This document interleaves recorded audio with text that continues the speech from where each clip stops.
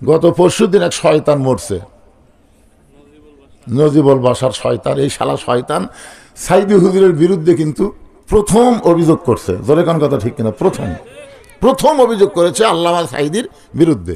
হাসিনা কোনো তদন্তই করেনি, বিনা তদন্তেই সাইদি হুজুরের কেস লিয়ালিস।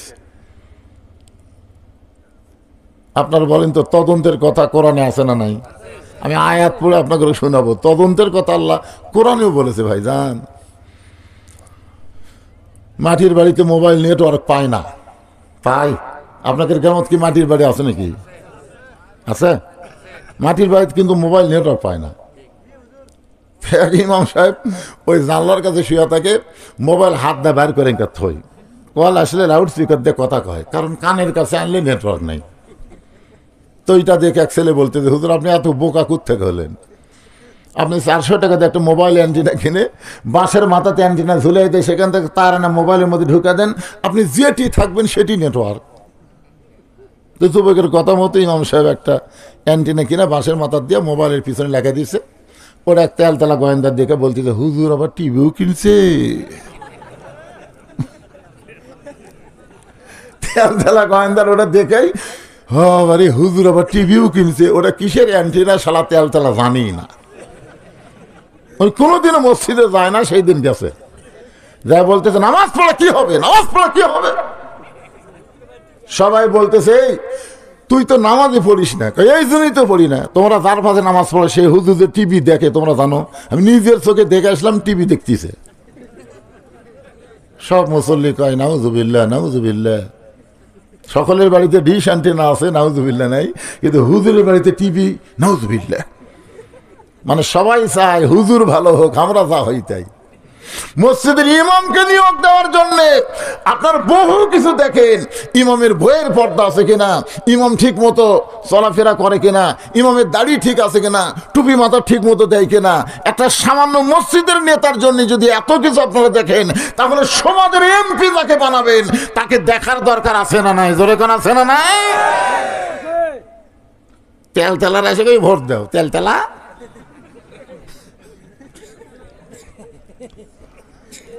আর আইতাল্লাযী ইউকাযযিবু বিদ্দীন ফাযালিকাল্লাযী ইয়াদুল ইয়াতীম ওয়া লা ইয়াহুদ্দু আলা তুআমিল মিসকিন। সব মুসল্লি সিদ্ধান্ত লিছে আজকে হুজুরক বাদ দেবো। তেলতেলার কথা শুনে সিদ্ধান্ত লিছে হুজুরক বাদ দেবো। হুজুর মসজিদের মধ্যে ঢুকতেছে, ডান পাও দিয়া, জোরে কোন কি পাও দিয়া, আল্লাহুম্মা আফতাহ লি কয়নি, কেবল বলতেছে আল্লাহুম্মা আফতাহ। সমস্ত মুসল্লি বলতেছে না। হুজুর কয় কি হলো? তুমি টিভি কিনা টিভি দেখো আর তোমার পাশে আমরা নামাজ পড়বো? ইমাম কয় বারে আমি টিভি তো কিনিনি, দেখবো কেমনে? তেলতেলা বলতেছে হুজুর তাহলে বাঁশের মাথাত কি দেখলাম? তখন বলতেছে ওটা তো মোবাইল অ্যান্টিনা। তখন সব মুসলিমকে কে রে তুই কি দেখলি আর কি করলি? মনে করছিলাম ভাই। মনে করার উপর অভিযোগ করছে, আর তদন্ত না করে ইমাম বাদ। চিন্তা করছেন? আল্লাহ রাসূল বলেন ওসমান তুমি অভিযোগ করলি, তোমার অভিযোগকে গ্রহণ করতে পারলাম না, তদন্ত করতে হবে। 3 নম্বর জান্নাতি 7 নম্বরের বিরুদ্ধে অভিযোগ করেছে। আল্লাহ নবী বললেন তদন্ত না করে কিছু করব না। আল্লাহ নবী দাঁড়িয়ে গেলেন, তদন্ত করার জন্য নবী দাঁড়িয়ে গেলেন, আর কোনো আলোচনা করলেন না। ফজরের পরে যে আলোচনা করেন, নবী আলোচনা বন্ধ করে দিয়ে তদন্তের জন্য দাঁড়িয়ে গেলেন। নবী যখন মসজিদ থেকে বের হচ্ছেন, প্রত্যেকটা সাহাবী নবীর দিকে তাকায় আছে। আল্লাহর নবী বললেন আমি তদন্তের জন্য রওনা দিলাম, তোমরা কি আমার সঙ্গে যাওয়ার চাও? সাহাবীরা বললেন এ রাসূলুল্লাহ যদি আপনি অনুমতি দেন আমাদের কোনো আপত্তি নাই। তার মানে নবী বুঝালেন যে একজন তদন্ত, একদলীয় তদন্ত না করে সর্বদলীয় তদন্ত করা দরকার। জোরে কোন ঠিক কিনা? আপনারা বলেন তো বাংলাদেশে যারা যুদ্ধাপরাধী যাদেরকে অন্যায়ভাবে ফাঁসি দেওয়া হলো হাসিনার সময়, এই মানুষগুলা কি খারাপ ছিল না ভালো ছিল? এক বাক্যে বলেন তো, ভালো না খারাপ? কে তদন্ত করছে? এক দলীয় তদন্ত করছে ভাই। তদন্ত করে ভালো মানুষগুলোকে ফাঁসির কাস্টে ঝুলাই দিল। আল্লাহর নবী বললেন, তোমরা যদি চাও তাহলে আমার সঙ্গে তদন্তে অংশগ্রহণ করতে পারো। নবী আমার সামনে সামনে, প্রত্যেকটা সাহাবী পিছনে পিছনে রওনা দিলেন। কারণ নবী যখন সামনে চলবে, নবীর সামনে কেউ যাবার পারবে। কোরআনে আল্লাহ বলেছেন, আমার নবী যখন কথা বলবে, নবীর মুখের ওপর কেউ কথা বলতে পারবে না। নবী যখন রাস্তা চলবে, নবীর সামনে কেউ রাস্তা চলবে না। বর্তমানে বাংলাদেশে কোনো নবী নাই, কোনো আলেম ওলামা যদি আপনারা দেখেন রাস্তায় চলতেছে, যদি আপনি সামনে চলেন, আলেমকে দেখার সঙ্গে সঙ্গে যদি মনে করেন এখন তো আর নবী নাই, আল ওলামা ওয়ারাসাতুল আম্বিয়া, আলেমরা হলো নবীদের ওয়ারিস, আমি হুজুরের সামনে যাব না, দরকার হলে হুজুরের পিছনে পিছনে যাব। রাসূল বলে, একটা আলেমকে সম্মান করে আলেমের পিছনে যদি 2টা কদম তুমি হাঁটতে পারো, আল্লাহ খুশি হয়ে তোমাকে 2টা জান্নাতের মালিক করে দিবে। ইন্নামা ইয়াখশাল্লাহ মিন ইবাদিহিল উলামা, আল্লাহ কোরআনে বলেছেন, বান্দা সমূহের মধ্যে আলেম বান্দারাই সবচাইতে আল্লাহকে বেশি ভয় করে। নবীও আলেমদের পক্ষে, আল্লাহ আলেমদের পক্ষে। খালি হাসিনা মুদির কথা শুনে আলেমদেরকে যে হারে নির্যাতন করছে, হারে আল্লামা সাইদুল হুজুর কিন্তু বাসায় থাকতো ইনশাল্লাহ।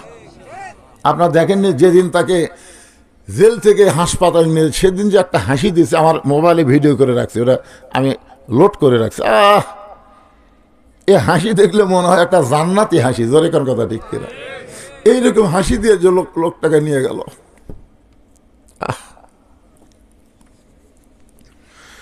জেলখানার মধ্যে তাকে হত্যা করা হলো, যার কারণে বাংলার প্রত্যেকটা মুসলমান বিশ্বাস করে আল্লামা সাইদি তুমি মরনি, শহীদ হয়েছ, আমরা এটাই মানি।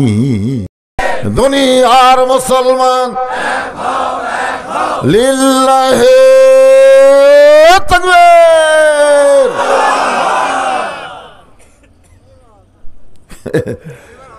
শীত কমতেছে না? ইনশাল্লাহ কমা যাবে।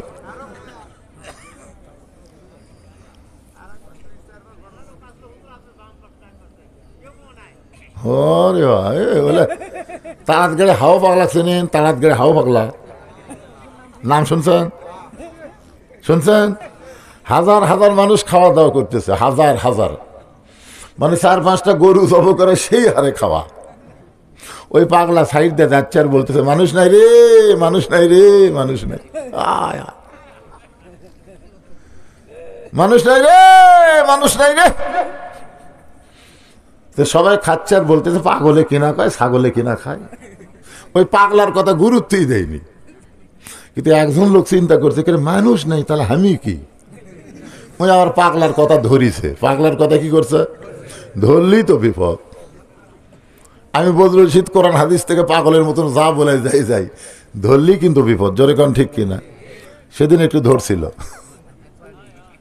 না? তো এখন এক লোক খাওয়া দাওয়া বাদ দিয়ে দৌড় মারছে। যে পাগলা বলতেছে, কে রে ভাই, তুই যে কইলি মানুষ নাই মানুষ নাই, তাহলে এরা কে? হাজার হাজার খাওয়া দাওয়া করতেছি, এরা কি মানুষ না? বলে, আমি পাগল মানুষ, আমি কখন কি কই? তাহলে তুই বলে দেখ মানুষ নাই, পিটন খায় মরবো। কেন? আমি তো বলবার পারবোই না। তা আমি পাগলা তো, আমি কইছি, তুই আবার উঠে আসিস কেন? না, এ কথার মারিফত আমার জানা লাগবে।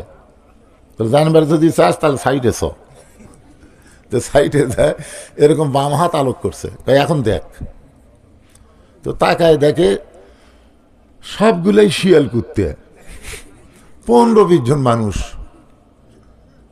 তো ভাই কি দেখলাম?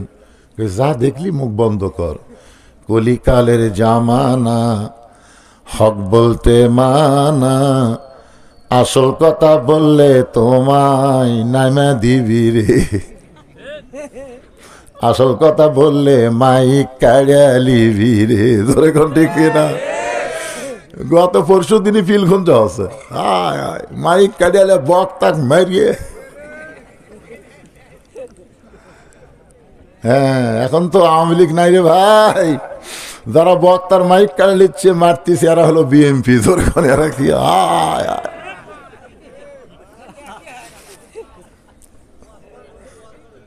ওয়াজ করেন কি, ওয়াজ করেন কি রে? গোটা বাংলাদেশ ওয়াজ মারতেছে, তোকে বগুড়াতে আসলে বাজে? প্রতিদিন ইউটিউব খুলে দেখো তো কুটি ওয়াজ করতেছি, গোটা বাংলাদেশ সব জায়গায়। বগুড়াতে তো বাজে কে? হ্যাঁ,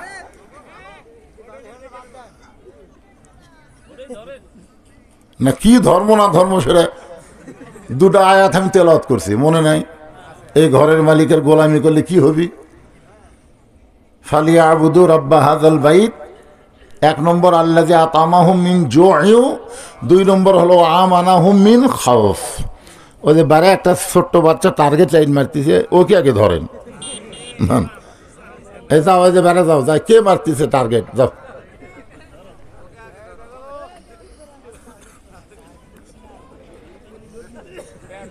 এখন আপনারা বলেন যে সবগুলাই শিয়াল কুত্তা, 15-20 জন মানুষ, কারণ কি? আপনারা যে বললেন হুজুর সাইটে যারা আসলো তারা নাই, পরে কারণ ভাঙ্গা দেবো। অনেক কোরআন হাদিস দিই, এমনি বাপদাদার ইচ্ছা করে কাম হবি না। এ কোরআন যদি আপনাদের বলে, কোরআনের বিরুদ্ধ করে পারবেন? وَنُنَزِّلُ مِنَ الْقُرْآنِ مَا هُوَ شِفَاءٌ وَرَحْمَةٌ لِّلْمُؤْمِنِينَ।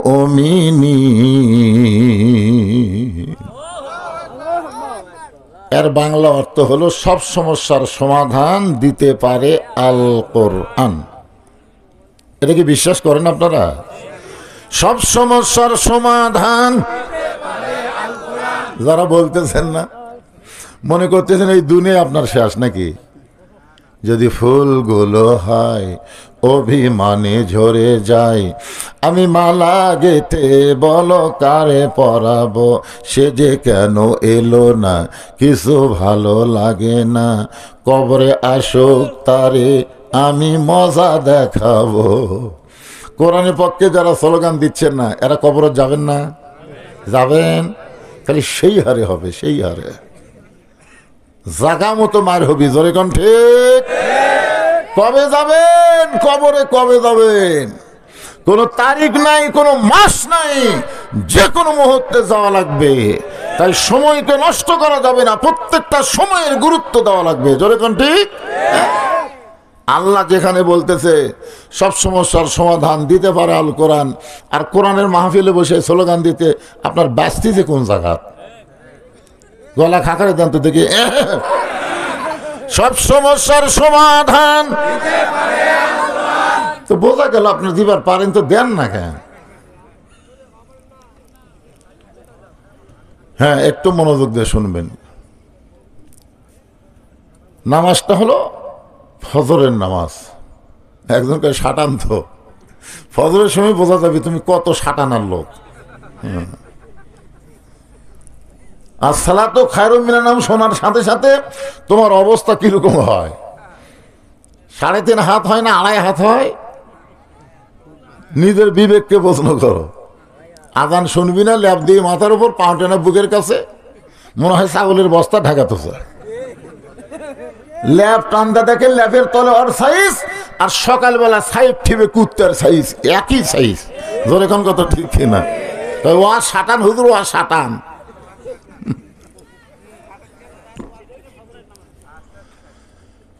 তো এখন আল্লাহর নবী 2 ওয়াক্ত নামাজের সালাম ফেরায় সাহাবীর দিকে মুখ ঘুরাই। কোন নামাজ?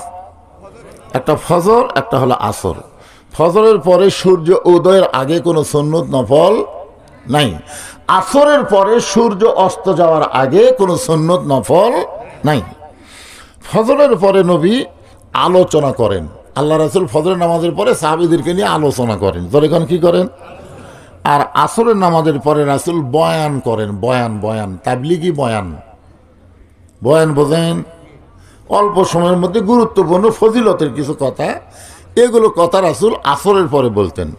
সুবহানাল্লাহ বললে কত লাভ, আলহামদুলিল্লাহ বললে কত নেকি, এইগুলো কথা রাসূল বলতেন আসরের পরে। আর ফজরের নামাজের পরে কোনো সোয়াবের কথা বলতেন না। যে কোনো সময় মক্কার কাফেরা মদিনা আক্রমণ করতে পারে, এখন মদিনা রক্ষা করতে গেলে তোমরা দোয়া দিয়া করবা, দরুদ দিয়া করবা, না ওদের সাথে যুদ্ধ করবা, এই বিষয়ে রাসূল আলোচনা করতেন। আমার কথা কি বুঝলেন? সালাম দিয়েছে তুইয়া মুইয়া না, নবীর আবার ডবল জামাই। এখন জামাই যদি বেয়াদবি করে শ্বশুর ধরবার পারায়, কথা কন না কেন? অনেক জামাই বেয়াদব আছে না নাই? আল্লাহ নবী বলেন, বাবা ওসমান, ফজরের নামাজের পর আমি নবী যখন আলোচনা শুরু করতে চাই, এমন সময় তোমার সালাম দেওয়ার কারণ কি? ওসমান বনি বললেন, আসসালামু ক্বাবলাল কালাম, কোনো কথাবার্তা বলার আগেই দেওয়া লাগবে সালাম। হুজুর, আপনার সাথে যদি আমি কোনো কথা বলি, সে কথা বলার আগে কি দেওয়া লাগবে? এ কথা কে বলেছে?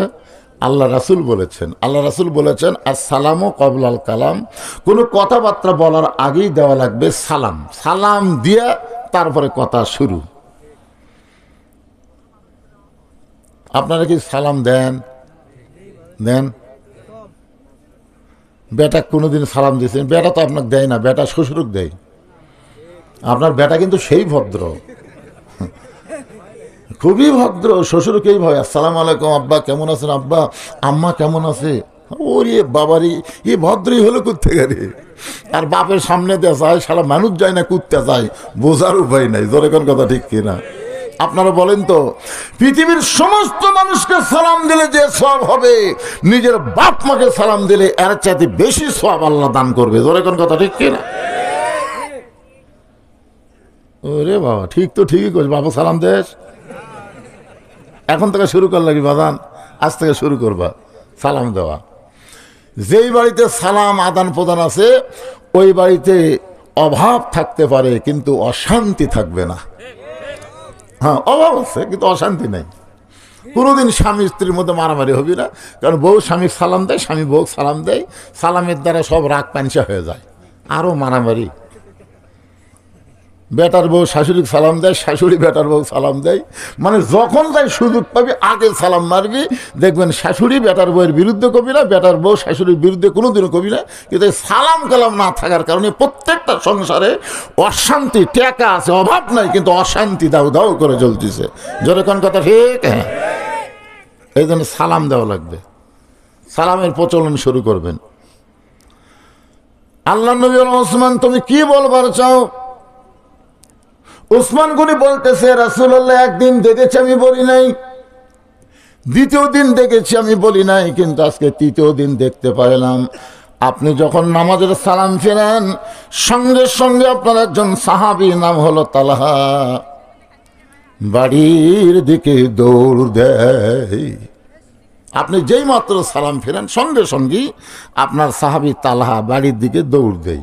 আমি একদিন দেখেছি বলিনি, দ্বিতীয় দিন দেখেছি আমি বলিনি, আজকে তৃতীয় দিন দেখার পরে আমার খুব রাগ হলো। আল্লাহর নবী এত সুন্দর আলোচনা করে, আর সে আলোচনা না শুনে ওই বাড়ির দিকে দৌড় দেয়। কতগুলো ছেলে দেখবেন জুমার দিনে সবার শেষে আসা আগে যায়, আছে না নাই? আপনার কোন তো জুমার দিনে কেন নামাজে আগে আসতে হবে? আল্লাহ যে বললেন, ইযা নুদিয়া লিস-সালাতি মিন ইয়াউমিল জুমআ ফাসাউ ইলা যিকরিল্লাহ, জুমার নামাজের আজান দেওয়ার সঙ্গে সঙ্গে জোরে জোরে মসজিদে আসতে হবে। সর্বপ্রথম যেই ব্যক্তি মসজিদে ঢুকবে, আজান দেওয়ার পরে 3 মিনিটের মধ্যে, কয় মিনিট? 3 মিনিটের মধ্যে যারা মসজিদে ঢুকবে জুমার দিন, আল্লাহ তার আমল নামায় একটা উট কুরবানি সওয়াব দিবে। খালি সুবহানাল্লাহ করলে হবে না, ঢোকা লাগবে। 5 মিনিটের মধ্যে যারা মসজিদে ঢুকবে, আল্লাহ তাদের আমল নামায় একটা গরু কুরবানি সওয়াব দিবে। 10 মিনিটের মধ্যে যারা ঢুকবে, একটা ছাগল কুরবানি সওয়াব পাবে। এরপরে যারা ঢুকবে তারা আর কুরবানির মধ্যে নাই, তারা ডিম মুরগি দান করা সওয়াব পাবে। আপনার কোনটা সুবহানাল্লাহ? ডিম মুরগিত না উঠোত? উঠোত। যে কাজ কাম লাগছে, আলু বান্ধার কাম লাগছে, আর জুমার দিন ওলা খেয়াল আছে।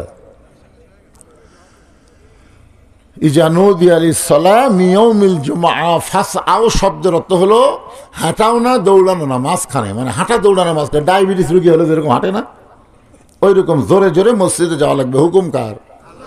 জুমার নামাজ পড়া কিন্তু কারিবুল ফরজ। জুমার নামাজ পড়া হলো কারিবুল ফরজ, ফরজের নিকটবর্তী, কিন্তু ফরজ না। আর আজান দেওয়ার সঙ্গে সঙ্গে মসজিদে যাওয়া হলো ফরজ। কারণ এটা কার কথা? নবীর কথা না আল্লাহর কথা? তো আল্লাহর কথা মানে কি? তাহলে জুমার নামাজের আজান দেওয়ার সাথে সাথে মসজিদে যাওয়া কি? আপনারা যান? কথা কয় না রে বা। আচ্ছা, কি জন্য কোন তো যে জুমার নামাজের আজান দেওয়ার সাথে সাথে মসজিদে যাওয়া ফরজ কেন? খুতবা সেরে কি শুনবেন, আরবি না বাংলা? কিসের আরবি? বোঝেন আরবি? আরবি শুনবি? বাংলায় যে বক্তব্য দিবে যে হাসিনার পতন হলো, বাংলাদেশ স্বাধীন হলো, সিরিয়ারা আবুল বাশার পলায় গেল, সিরিয়া স্বাধীন হলো, মিশর অতি সত্তর স্বাধীন হবে, ফিলিস্তিন আল্লাহ বাংলাদেশ, ফিলিস্তিন আল্লাহ মুসলমানকে দিয়ে দিবে। ধরে কোন সুবহানাল্লাহ। এই গুরুত্বপূর্ণ বিষয়ের উপরে ইমাম বক্তব্য দিবে, শ্রোতারা শুনবে, আর সাইজ হবে। কি হবে?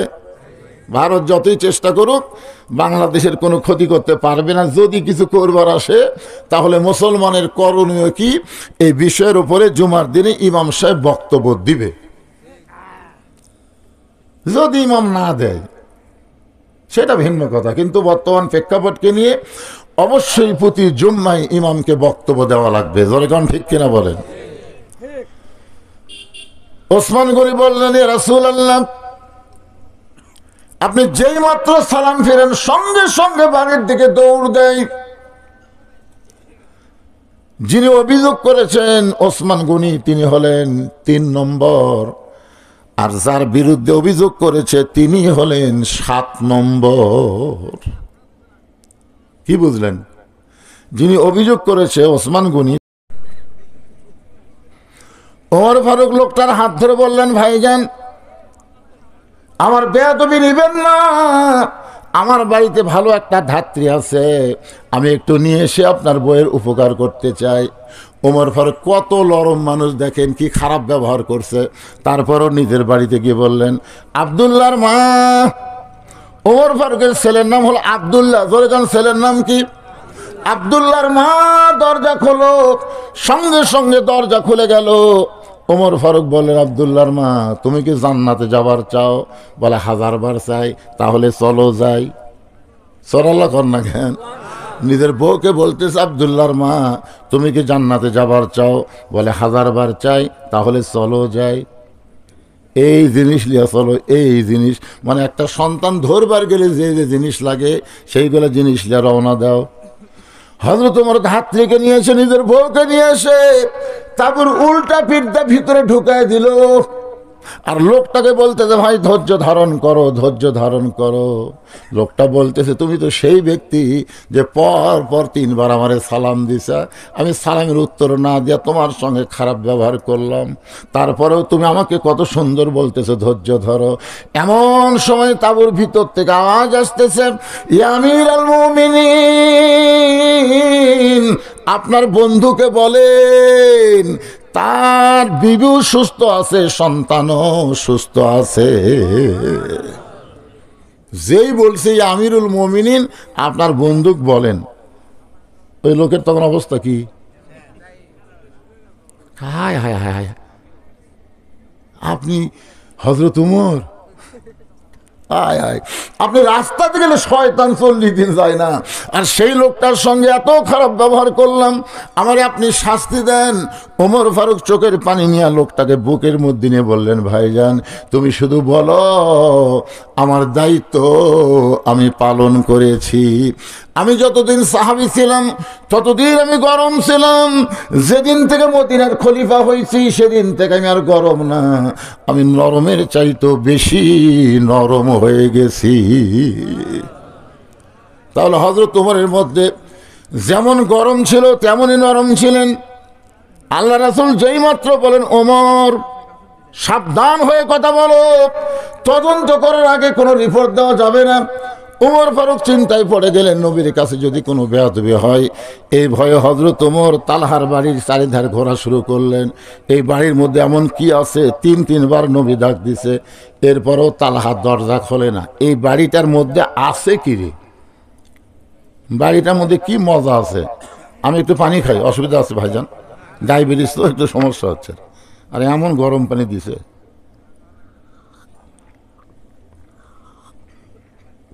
একটু জিকির করেন লা ইলাহা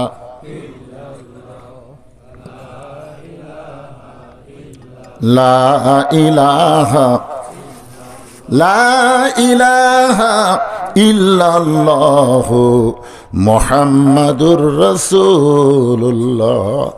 নবী তিনবার ডাকছে, কয়বার? প্রত্যেকবারই কি করছে? প্রত্যেকবারই জবাব দিছে। কিন্তু দরজা কেন খুললো না? এই বাড়িটা কেমন বাড়ি নিজের চোখে দেখার জন্য হযরত ওমর ঘুরে ঘুরে দেখতেছে। হঠাৎ প্রাচীরের ফাটল দিয়া তাকায় দেখে বাড়ির মধ্যে একটা খুঁটির সঙ্গে একটা ছোট বাচ্চাকে রশি দিয়া বেঁধে রাখছে, যেমন গরু ছাগল বেঁধে রাখে, ঠিক এইভাবে বেঁধে রাখছে। ওই বাচ্চাটা খালি বাবা বাবা বাবা বাবা বলে কাঁদতেছে। ওমর ফারুক চমকে গেল, এই কি মানুষ নাকি রে? কচি মাসুম বাচ্চাকে রশি দিয়ে বেঁধে রাখছে, আর বাচ্চাটা বাবা বাবা বলে কাঁদতেছে। এরপরও তালহা তার সন্তানের রশি খুলে দেয় নাই। এই দৃশ্য দেখার পরে হযরত ওমর আল্লাহর নবীর কাছে এসে দাঁড়িয়ে গেছে। এমন সময় তালহা দরজা খুলেছে। সুবহানাল্লাহ বলে।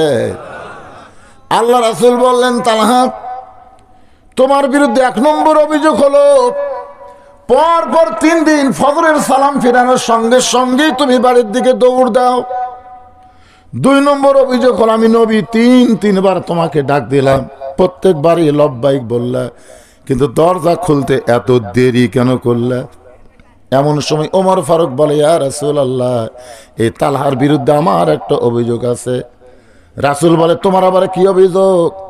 বলে, বাড়ির চারিধার ঘুরতে গিয়ে ফাটল দিয়ে দেখতে পাই তালহা তার কচি মাসুম বাচ্চাকে রশি দিয়ে খুঁটির মধ্যে বেঁধে রাখছে। সঙ্গে সঙ্গে রাসূল বললেন, তালহা তাহলে সর্বসাকল্যে তোমার বিরুদ্ধে অভিযোগ হলো 3টা। জোরে বলেন, কয়টা? 1 নম্বর অভিযোগ হলো সালাম ফেরানোর সঙ্গে সঙ্গে বাড়ির দিকে দৌড় দাও। 2 নম্বর অভিযোগ হলো আমি নবী 3বার তোমাকে ডাক দিলাম, প্রত্যেকবারই লব্বাইক বললা, কিন্তু দরজা খুলতে কেন দেরি করলে? 3 নম্বর অভিযোগ হযরত ওমর করেছে, তোমার কচি মাসুম বাচ্চাকে তুমি রশি দিয়া খুঁটির মধ্যে বেঁধে রাখছো। মাইকালা ভাই নাই, প্রতিদ্বন্দ্বী একটু বেশি হচ্ছে, দেখো তো কম যায় নাকি। আল্লাহ রাসূল বলেছেন, বড়দেরকে সম্মান করো। রাসূলের হাদিস, বড়দের কি? আর সমবয়স্কদের মহব্বত করো, আর ছোটদেরকে স্নেহ করো। আমার কথা কি বুঝতে পারলেন?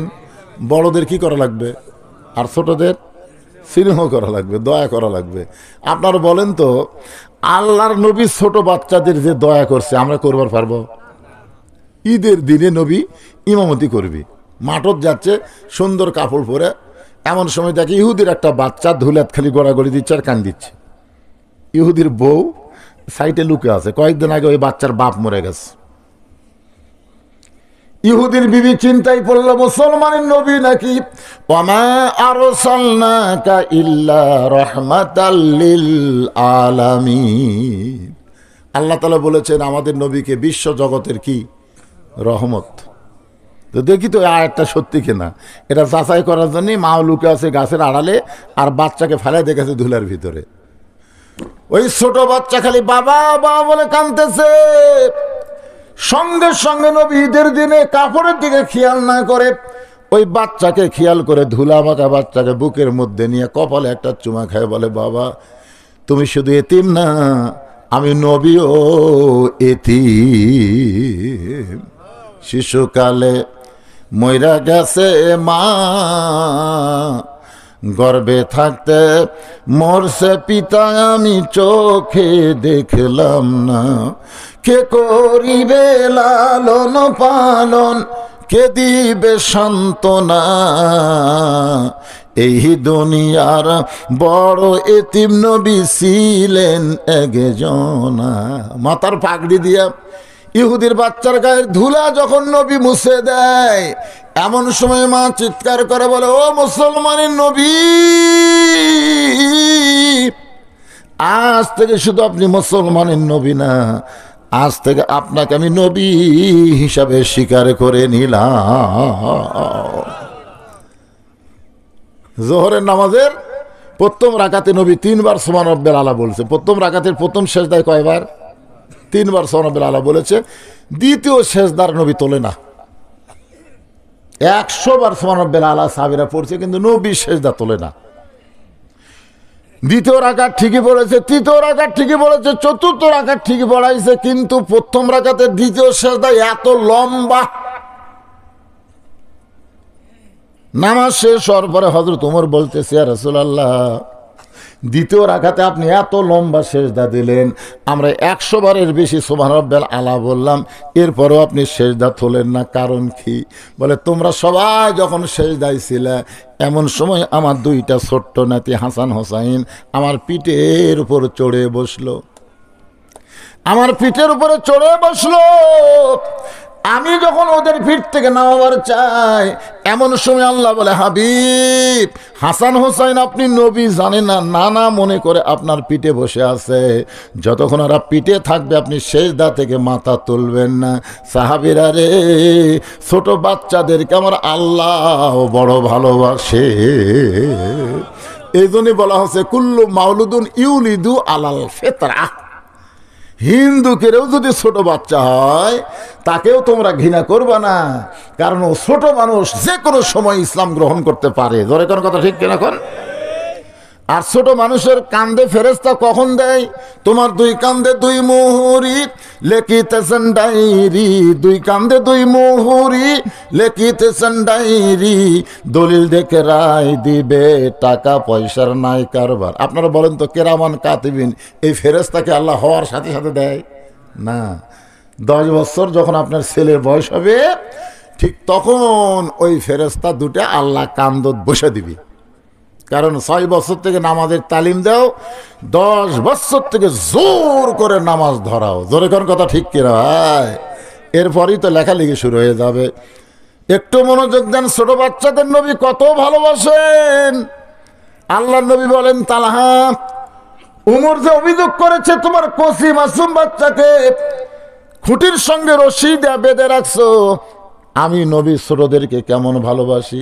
রাস্তা দিয়ে যাচ্ছে, মাটিতে গড়ায় গড়ায় হাসান হোসাইন কাঁদতেছে, আর হাসান দাঁড়ায় দাঁড়ায় কাঁদতেছে। 2 ভাই কান্দিচ্ছে, এক ভাই মাটিতে গড়াগড়ি দিয়ে কান্দে, আর এক ভাই দাঁড়ায় দাঁড়ায় কান্দে। রাসূল বললেন, কেরে হোসাইন, তুইও কান্দিস, হাসানও কান্দিস, ব্যাপার কি? বলেন, না না, কিছুক্ষণ আগে এক ব্যক্তি ঘোড়ার পিঠে চড়ে গেছে, তখন থেকে আপনার হোসাইন